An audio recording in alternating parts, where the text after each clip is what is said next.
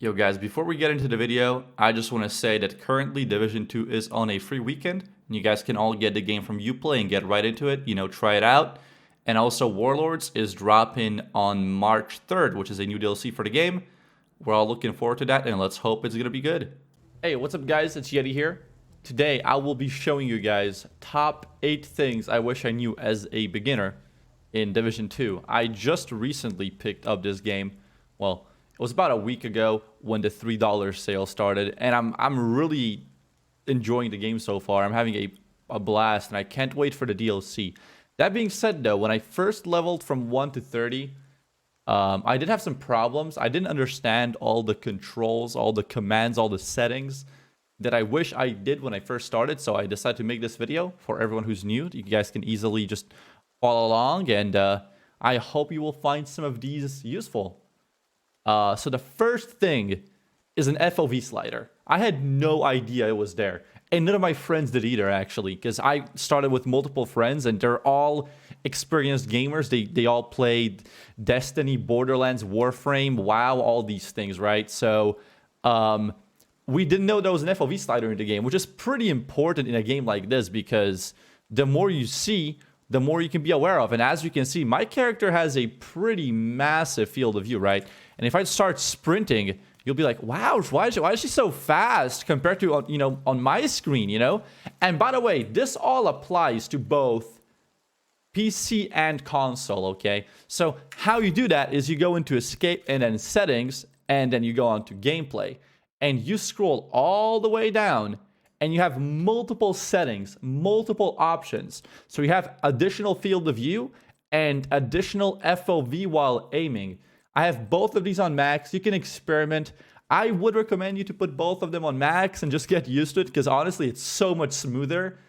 I feel like my gameplay got better, my reaction time got better, my awareness got better. I get hit by less random shit, so definitely try this out, and if you like it, just max it out. Also, another thing, this is not really one of the tips, but signature weapon swap effect. I was getting really annoyed by this at start, and I did not know you can turn it off. And I was like, oh, I fucking hate this. And I found the FOV, I found this, my life got 10 times better. So that's the first tip, and probably the biggest one, the easiest fix that will improve your, I guess, quality time with the game. All right. So the second tip I want to give you guys is attachments. How do you get attachments for your gun? I don't have all of them yet, but I just want to show you what I'm talking about, right? So you go here, there's a lot of different scopes. You go here, there's a lot of different barrel attachments, I got only a few, like, what do you call them? Like muzzle flares, brakes, suppressors.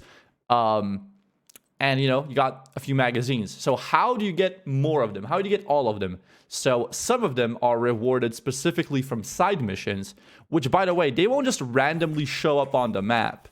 In order to get these side missions, you're going to have to just explore the world. I think I just started a side mission in here that was not shown on the map. I think there's like another one in downtown east somewhere, like around here maybe, or maybe around here.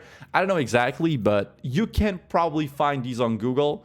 If you just look for attachment side missions, you will get them. But because I'm telling you how to get them, it's going to make things a lot easier. Another way to get them, and this is only for certain ones, is you want to look for missions that will give you unmarked shade supplies. And this can also result in giving you an actual attachment for your gun. So keep that in mind. You can also get them from these. The third tip I wish I had was fast traveling. I had no idea how much I can actually fast travel in this game. You can fast travel to like so many things. For example, campus, safe houses. If you capture control points, you can, travel to them. If you're max level, you can travel to all the missions you've done already. You can travel to so many things. And I didn't realize that, and I was walking a little bit too much in the game. But just keep in mind, whenever your game is like, yo, you have to go all the way there, try if there's like a closer fast travel point, because that saves you so much time. Especially now, because I think most of you guys, including myself, we all want to get as far as possible with the game so that we can, be ready for Warlords, which is dropping on March 3rd. The fourth tip I would give this to myself definitely, like if I could. Don't mod your gear all the time. Whenever I got a piece of gear, I put a mod in. I always said, put attachments on a gun, and then I was like, oh, new gun, let's swap it again. Because as you're leveling, as you're progressing, you will be constantly swapping gear. You'll get a new gun every 5 minutes. You'll get a new piece of gear every 2 minutes. Yeah, I don't think it's worth it. Start doing it when you're at gear score 500, except if you're like a really chill, casual explore player, then you can do it. But yeah, just you don't have to do it, okay? It's not required. Fifth tip is connected to what we just talked about. You'll be getting gear all the fucking time, and you have to make sure to either dismantle, take apart for pieces, crafting materials, or sell your gear, right? So the easiest way to do that, you look at a gun like this, for example, you just press V on the keyboard. I don't know what the console bind for this is because I don't play on console, but mark as trash, mark as trash, mark as trash, and then go back to the menu. You can deconstruct junk, or you're at the store and you can sell junk. Make sure to keep this at 50-50 because you want to have both money and crafting equipment. These are both really good and really useful. But yeah, don't be scared. Keep selling it. Keep dismantling it. You will be replacing gear all the time in Division. This is a massive looting game. Massive looter shooter. You'll always get new gear. Sixth tip was actually mark gear, as I already said. You can also mark favorites to not dismantle stuff by accident. You can see this little star here. You can have different pieces. I don't have any gear on me right now that I marked useful because I have most of it in my stash. But you have all kinds of different marks. Like, let's go here. Let's unmark it. You can mark favorite, donation, recalibration. Or, you have an instant key to mark as junk. So yeah, keep that in mind. You can do so many things with gear.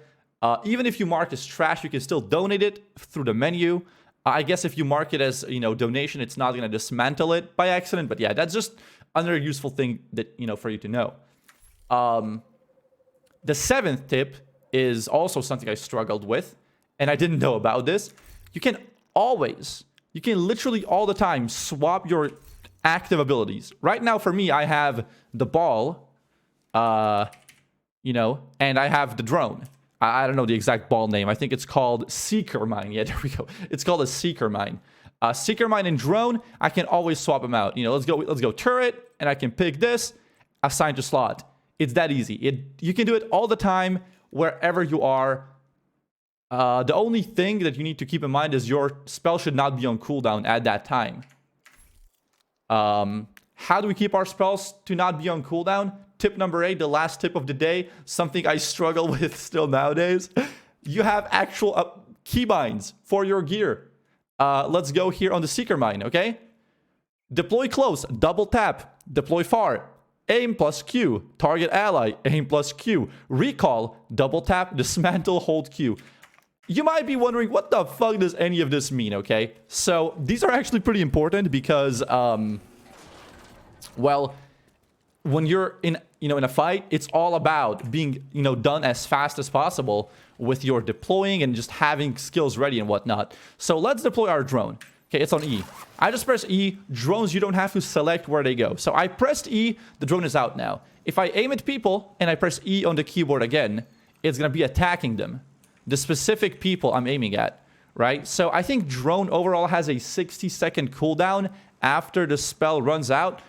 Oh, what can we also do? Hold E. We are recalling it. Bam. 25-second cooldown. It's going to be a lot faster now. And also mines, right? So the reason I have a Seeker Mine on is because, well, obviously it's a really good attachment or a really good ability that heals me. But also, if I press Q, see how I can toss it away? It's like, that's not really useful because this is a healing grenade, right? So I always, let's say I'm chilling in cover. I double press Q, and you drop it down on the fucking floor. You can do the same with turrets. You can do the same with all kinds of abilities that need to be selected where you want to throw them. And that's really useful, because, let's say I'm in cover like this, right?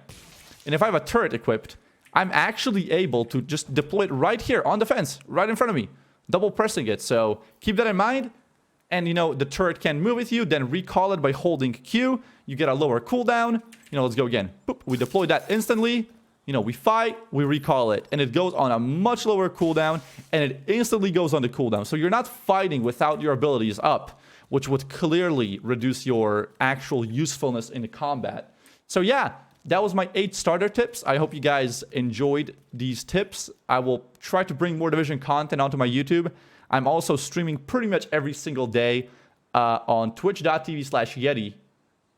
So make sure to check me out. And yeah, that is pretty much it. I hope you guys enjoyed the video. And peace out, boys.